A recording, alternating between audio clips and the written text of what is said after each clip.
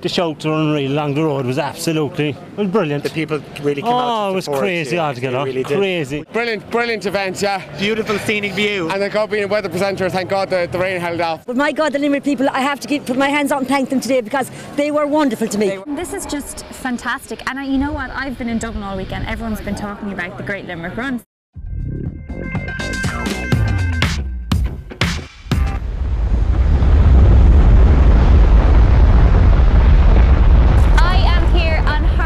Street in the middle of Limerick City, and we're about to kick off the first marathon since 1984.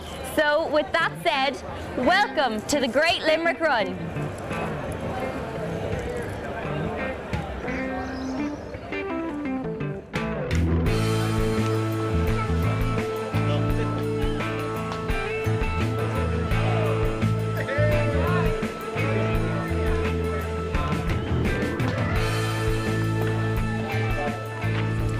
I am now joined by the Mayor of Limerick City. Good morning, how are you? Great. Up early on a Sunday morning. Just a little over half an hour ago we saw a load of marathon runners take off down the streets of Limerick there to run the first full marathon since 1984, I'm told. What do you think that's like for the people and for the city of Limerick? It's fabulous. I mean, we've had something like 50,000 people who visited the city this weekend, and as I said, it'll showcase the city for the right reasons.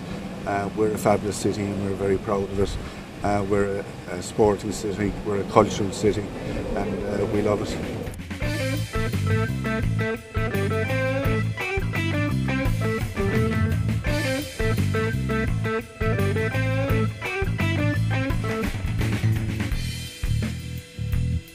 I'm here with Martin and John, two of the organisers of the Great Limerick Run. Martin, would you like to tell us where the idea came from, why it started? About 5 years ago I came up with the idea from running international marathons, and with John over time I developed the idea into bringing people to Limerick. We looked at international marathons and we just said, why can't this be in our own city? Limerick is a perfect venue for running events, well used to holding hospitality events from Thomond Park and that. Yeah. Very friendly people, everyone loves coming here. There's something here for everyone, there's an event for everyone. Whether they're walking it slowly or else whether they're running it very fast, it doesn't really matter. Same event, same medal, same t-shirt, that's what it's all about.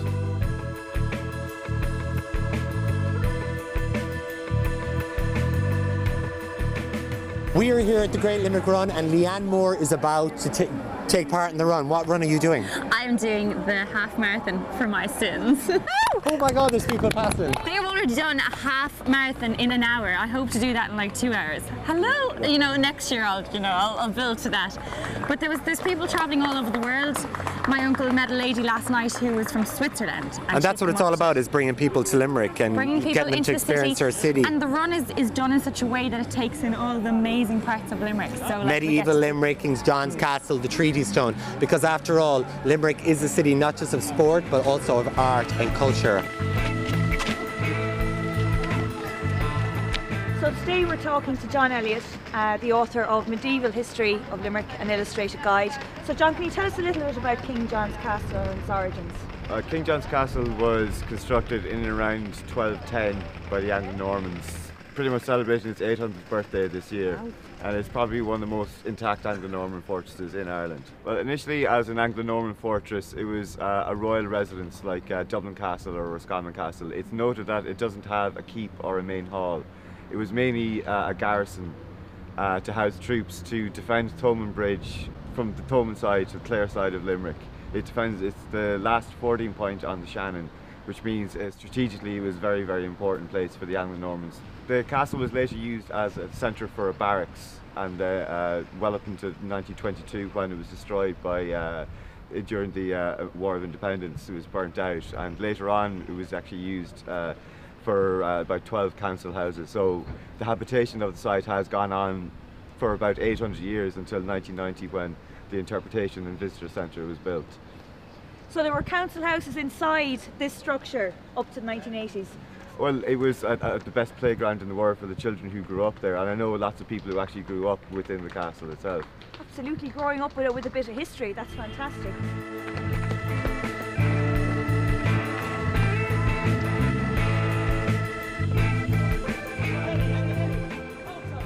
Here we are in the midst of the Great Limerick Run and we're standing in front of the Treaty Stone. So John, can you tell us a little about the history of the Treaty Stone?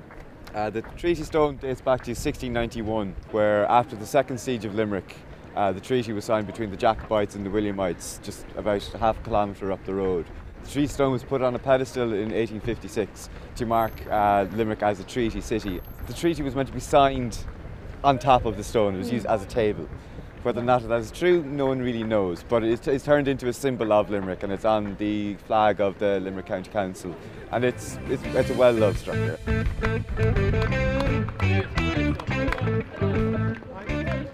We are at the finish line waiting for the winner of the first marathon run in Limerick in 25 years.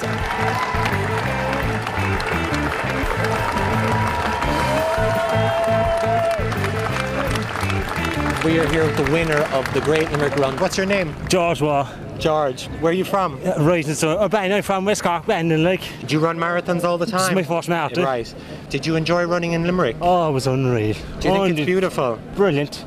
What about that scenic route down by the medieval castle? Oh, unreal. And the Castle? shouts were unreal along the road. Was absolutely, it was brilliant. The people really came out to support you. Oh, it was crazy altogether. Really did. Crazy. Would you recommend people coming back to Limerick next year to do the run? This is the place. It's you know something, you're a star. Thank you so much. Are you going to be back yourself next year? Oh, I'll be back every year now if I can run it. You will. Keep fit.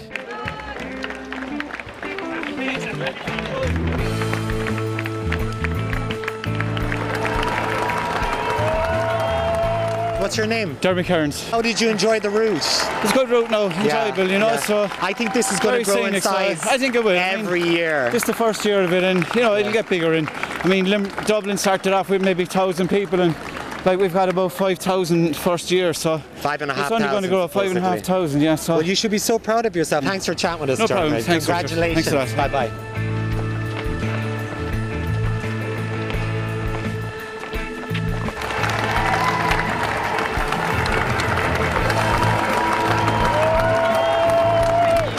You know you're the first woman over the finish line, Liz. I believe so. And who are you running for? West Limerick. And you're from Limerick?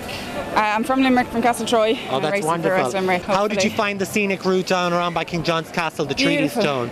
Absolutely beautiful. Very tough though, because a lot of steps, but a lot of cobblestone. Congratulations. Okay, thank you. Congratulations. Thanks for talking to us. Okay.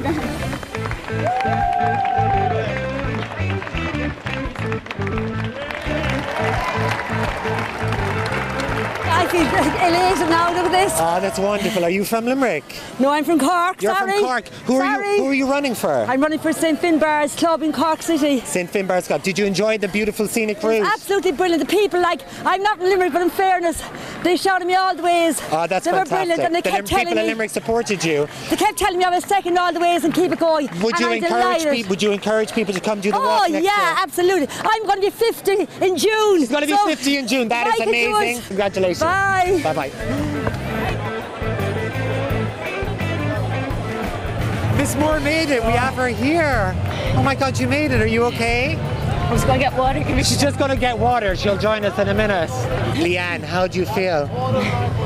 Speechless for the first time in my life. But it's only because I have no breath. You have no breath. You must be so proud of yourself. Isn't this amazing? I can't believe it. All I wanted to do was under 2 hours, so I did it under 1 hour 50. So you did it 1 hour 50. Oh, congratulations! It's still only going. It's not even 1 hour 50. I'm so happy for you. Well, it's been amazing here. What would you say to people that are thinking about doing the run next year? Do it. I mean, you had buskers out along the route, people singing. Supporting. The learning hub were out. Wow. Making a load of noise. And you passed King John's Castle and the Treaty Stone. Took in everything, and you know when you go off the beaten road and go onto tracks, it gives you more of a. When people are pushing you along, it really supports you. So the Limerick people came out in full force to support you today. They're fantastic. Oh my God, you love Limerick. I love Limerick. I love Limerick. We love Limerick. Thank you. 3, 2, 1, go!